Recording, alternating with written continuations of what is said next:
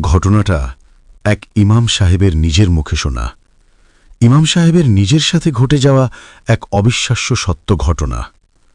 তো ঘটনাটা হল ১৯৮০ সালের দিকের। রংপুরের কোনো একটা নির্জন গ্রামের মসজিদে চাকরি করতেন ইমাম সাহেব। তিনি ছিলেন ওই এলাকার খুব শ্রদ্ধেয় একজন ব্যক্তি। তাকে সবাই ভালোবাসত একমাত্র তার সততার জন্য। এলাকার মধ্যে তার নামডাক আর সততার ফলে এলাকার মধ্যে যে কোনো বিচার হলে ইমাম সাহেবকে সবাই ডাকতেন বিচারে। তো একদিন ইমাম সাহেবের এক বন্ধুর ছেলের বিচার ডাকা হল। সব সময়ের মতো ওই বিচারেও ইমাম সাহেবকে ডাকা হল। ওই দিন ছিল শুক্রবার। একদিকে তার বন্ধুর ছেলের বিচার, অন্যদিকে ওনার নিজের ছেলের প্রচণ্ড জ্বর। রওনা দেওয়ার আগে ইমামের স্ত্রী ওনাকে যেতে না করলেন, যেহেতু ওনার ছেলের অবস্থা খুব খারাপ। কিন্তু বন্ধুকেও না করতে পারছেন না, যেহেতু আজ ওনার অতি নিকটের বন্ধুর ছেলের বিচার। প্রিয় শ্রোতা, মূল ঘটনার ভয়ঙ্কর অংশে যাওয়ার আগে ছোট্ট একটি অনুরোধ। এমন সব লোমহর্ষক সত্য ঘটনা নিয়মিত পেতে এখনই আমাদের চ্যানেলটি সাবস্ক্রাইব করে ভিডিওটিতে একটি লাইক দিয়ে দিন এবং কমেন্ট করে জানান আপনার অনুভূতি।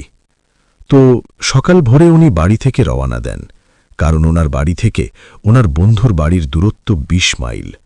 এর মাঝে রাস্তা দিয়ে হেঁটে যেতে হয়, তারপর নদীপথে ৩ ঘণ্টা যেয়ে আবারও বহু দূর হেঁটে যেতে হয়।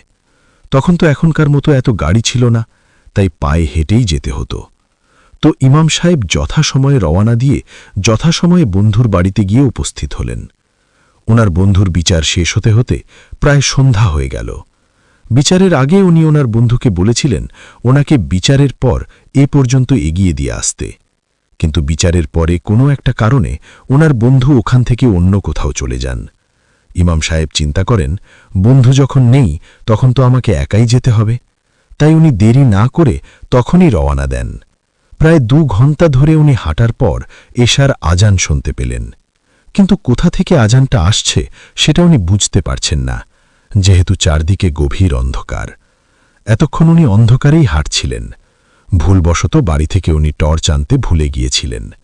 আজান শোনার পর উনি সিদ্ধান্ত নেন নামাজ না পড়ে উনি আর সামনে এগোবেন না। তাই উনি আশেপাশে মসজিদ খুঁজতে লাগলেন।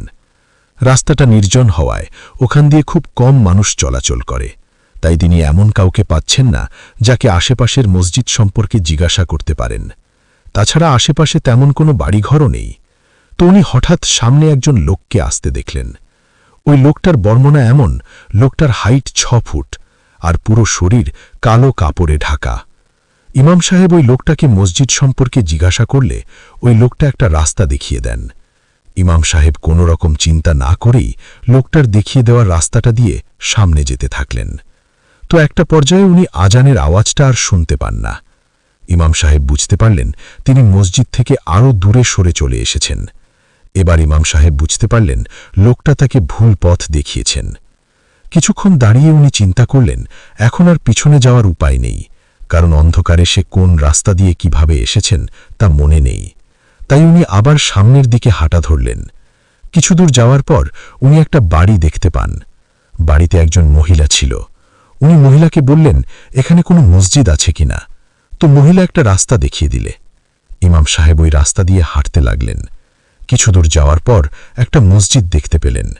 ওনার ভাষায়, এমন মসজিদ, এত সুন্দর মসজিদ আমার সারা জীবনে কখনো দেখিনি। উনি মসজিদের সামনে দাঁড়িয়ে চিন্তা করেন এখানে এত সুন্দর মসজিদ আছে, তা তো কেউ আমাকে বলেনি।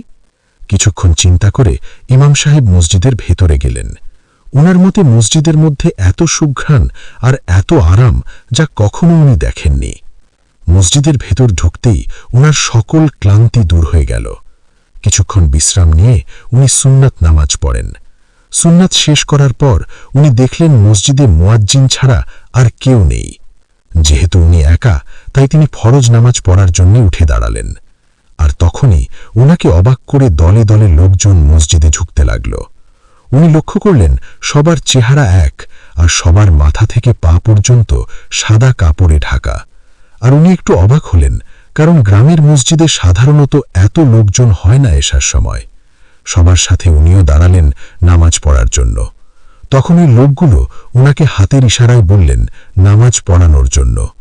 উনি চিন্তা করলেন, আমার সাথে যা ঘটছে তা মোটেও সাধারণ কিছু না। এখন যদি উনি ওই লোকদের বিরুদ্ধে যান তাহলে ওনার ক্ষতি হতে পারে। তাই উনি নামাজ পড়াতে গেলেন। নামাজ শেষ করার পর উনি আক্ষেপ করতে লাগলেন, আমি নামাজ কেন শেষ করলাম? কারণ ওই মসজিদে এত আরাম আর শান্তি যে ওনার ওখান থেকে বের হতে মন চাচ্ছে না। কিন্তু মন পড়ে রয়েছে বাড়িতে, কেননা ওনার ছেলের অসুখ। যে করেই হোক ওনাকে আজ বাড়ি পৌঁছতেই হবে। তো উনি যখন মসজিদ থেকে বের হবেন, এমন সময় ওই লোকগুলো ওনাকে চেপে ধরলেন খেয়ে যাওয়ার জন্য। উনি আর দ্বিমত করেননি, কারণ উনি বুঝতে পারেন ওনার সাথে অলৌকিক কিছু হচ্ছে। ওনার সামনে অনেক ফল দেওয়া হলো, উনি খেলেন। ওনার মতে, আমি এত স্বাদের ফল জীবনে আর কখনো খাইনি। খাওয়া দাওয়া শেষ করে উনি আবার বাড়ির পথে রওনা দিলেন। একটা সময় উনি নদীর কাছে গিয়ে পৌঁছান। তখন গভীর রাত, আশেপাশে কোনো নৌকা দেখতে পেলেন না। তিনি জোরে দুবার চিৎকার করে বললেন, কেউ আছে কিনা? যখন তিনি কোনো রিপ্লাই পেলেন না, তখন ওনার মাথার পাগড়িটা বিছিয়ে তার উপর বসলেন। উনি সিদ্ধান্ত নিলেন, ফজরের আজান না হওয়া পর্যন্ত উনি এখান থেকে নড়বেন না। এভাবে অনেকক্ষণ বসে থাকার পর উনি একদল মানুষকে নদীর ঘাটের দিকে আসতে দেখেন। একটু কাছে আসার পর উনি দেখেন এই লোকগুলো ওই লোকগুলো যাদের সাথে তিনি নামাজ পড়েছিলেন। এবার ওই লোকগুলোর সাথে একটা খাটিয়া রয়েছে। তো ইমাম সাহেব কিছু সূরা পড়েন যাতে লোকগুলো ওনার কোনো ধরনের ক্ষতি করতে না পারে। লোকগুলো কাছে আসলে উনি জিজ্ঞাসা করলেন, আপনারা কোথায় যাবেন? লোকগুলো কোনো কথা বলে না। উনি আবার জিজ্ঞাসা করেন, আপনারা কোথায় যাবেন? এভাবে 3 বার জিজ্ঞাসা করার পর উনাদের মধ্যে একজন বলে, আমরা আপনার বাসায় যাব।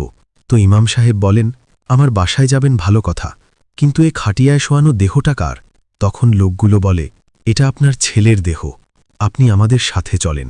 এ কথা শোনার পর ইমাম সাহেব কিছুটা ভয় পান এবং বলেন, দেখুন, আমি আপনাদের কোনো ক্ষতি করিনি, আপনারা আপনাদের রাস্তায় যান, আমাকে আমার মতো থাকতে দিন। এ কথা শোনার পর লোকগুলো নদীর পানিতে ডুব দিয়ে কোথাও যেন চলে গেল। এরপর ফজরের আজান হলে ইমামের পরিচিত একজন মাঝি আসে ইমাম সাহেবকে নিয়ে যেতে। 3 ঘণ্টা নদীপথে যাওয়ার পর উনি যখন ওনার বাড়ির কাছাকাছি আসলেন, তখন দেখেন এলাকার মানুষজন এসে ওনাকে সান্ত্বনা দিচ্ছেন। উনি চিন্তা করলেন, সবাই আমাকে সান্ত্বনা দিচ্ছে কেন? নিশ্চয়ই বাড়িতে কিছু একটা হয়েছে। তো উনি যখন বাড়িতে পৌঁছান, তখন দেখেন ওনার উঠানে লোকজন ভিড় করে দাঁড়িয়ে আছে। উনি ভিড় ঠেলে ভেতরে ঢুকে দেখলেন ওনার ছেলেকে উঠানে শুয়ে রাখা হয়েছে। উনি দেখলেন ওনার ছেলের নিথর দেহ কিছুটা ফ্যাকাশে। উনি চিন্তা করলেন, আমি তো জ্বর দেখে গিয়েছিলাম, জ্বরে তো এমন হওয়ার কথা না। ওনার স্ত্রীকে কথাটা জিজ্ঞাসা করলে ওনার স্ত্রী বললেন, আজ ফজরের সময় ওনার ছেলের জ্বর এতই বেড়ে গিয়েছিল যে ওনার ছেলে মানসিক ভারসাম্য হারিয়ে পুকুরে গিয়ে ঝাঁপ দেয়। তো অনেক খোঁজাখুঁজি পরও ওনার ছেলেকে পুকুরে পাওয়া যায়নি। একটা সময় ওনার ছেলের দেহ নিজে থেকেই ভেসে ওঠে। এ ঘটনার পর ইমাম সাহেবের একটা আক্ষেপ থাকে যে আমি যদি ওনাদের সাথে যেতাম তাহলে হয়তো আজ আমার ছেলেকে এ অবস্থায় দেখতাম না।